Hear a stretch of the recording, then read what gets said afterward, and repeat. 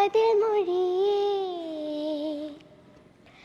ഉന്നോട് നെഞ്ചം ഉറവാടും വേളை തണ്ണീർ കമലം താനാ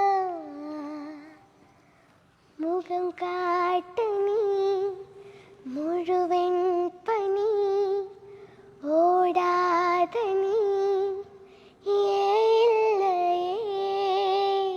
ഏതളോരമാ സിறு പുന്നകை നീ കാട്ടടി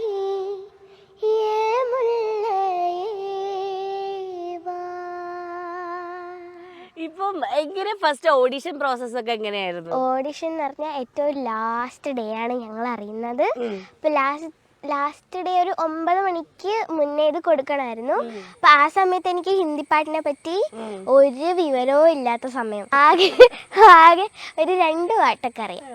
ഒരു 2 പാട്ട് നമ്മളിപ്പോ വെറുതെ കേൾക്കുമല്ലോ. അപ്പോൾ അങ്ങനെ 2 പാട്ടറിയാം. അപ്പോൾ 8:30 ആയപ്പോഴാണ് എൻ്റെ ഒരു ഫ്രണ്ട് വിളിച്ച് പറയുന്നത്, ഇങ്ങനെ സൂപ്പർ സ്റ്റാർ സിംഗറിൻ്റെ ഒരു ഓഡിഷൻ ഉണ്ട്, വെറുതെ കൊടുത്ത് നോക്ക് ചിലപ്പോൾ കിട്ടിയാലോ എന്നുള്ളൊരിതിൽ ആ സമയത്ത് അറിയുന്ന 2 പാട്ട് അയച്ചു കൊടുത്തതാണ്. പിന്നെ അവർ വിളിച്ചു. പിന്നെ ആരെ വിളിച്ചു? പിന്നെ 7-8 ഓഡീഷൻ വരെ ഉണ്ട്. അപ്പൊ ഈ ടെൻഷനൊക്കെ അടിക്കില്ലേ? ഇങ്ങനെ ടെൻഷൻ ചിരി ഉണ്ടാവും, കാരണം നമുക്ക് അറിയാത്ത ലാംഗ്വേജ് അല്ലേ. അപ്പൊ അവര് നമ്മൾ പാടുമ്പോ എങ്ങനെയായിരിക്കും നല്ലത് പറഞ്ഞാൽ നമുക്ക് മനസ്സിലാവില്ല. അതാണ് കോമഡി. ആദ്യമൊക്കെ എനിക്ക് അങ്ങനെ ആയിരുന്നു. എല്ലാരും കൈയടിക്കുമ്പോ ഞാനും കൈയടിക്കും, എല്ലാരും ചിരിക്കുമ്പോ അയ്യോ. ഒരു ദിവസം കൈയടിക്കണ്ടെന്ന് പറഞ്ഞു, താലിയ മത് ബജാവെന്ന് പറഞ്ഞു. അമ്മ താലിയാന്ന് മാത്രമേ എടുത്തുള്ളൂ, കിടന്ന് കൈയടിച്ച്. ഈ 7 ഓഡിഷൻ പ്രോസസ്സ് കഴിഞ്ഞു പോകുമ്പം സെലക്ട് ആയോ, ഞാൻ സെലക്ട് ആയില്ല, ഇതൊക്കെ എങ്ങനെ മനസ്സിലായി? നമുക്ക് പേര് വിളിക്കും, ഓരോരുത്തർ സെലക്ട് ആയ കുട്ടികളുടെ പേര് വിളിക്കുമെന്ന് പറഞ്ഞിട്ട് പേര് വിളിക്കുമ്പോ പിന്നെ നമുക്ക് മനസ്സിലാവും. അപ്പൊ അപ്പളിക്കും മനസ്സിലാവും.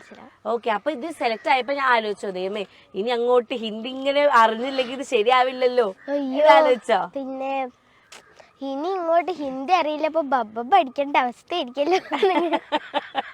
അപ്പൊ നമുക്ക് ഫ്രണ്ട്സ് എല്ലാരും ഇരുന്ന് സംസാരിക്കും, നമ്മൾ പോയില്ലെങ്കിൽ ഒരു ഇതല്ലേ. അത് ശരി, അത് ശരി. ഇതില് എത്ര പിള്ളേർക്ക് ബാക്കി ഹിന്ദി അറിയാത്ത പിള്ളേരുണ്ടായിരുന്നു അവിടെ? ഞങ്ങൾ ശരിക്കും ഹിന്ദി അറിയാത്തതെന്ന് പറഞ്ഞാൽ ഞാനും അവരിഭവം മാത്രം. ബാക്കി എല്ലാവർക്കും ഹിന്ദി അറിയാം. മിയ ഉണ്ടായിരുന്നു. മിയയ്ക്കും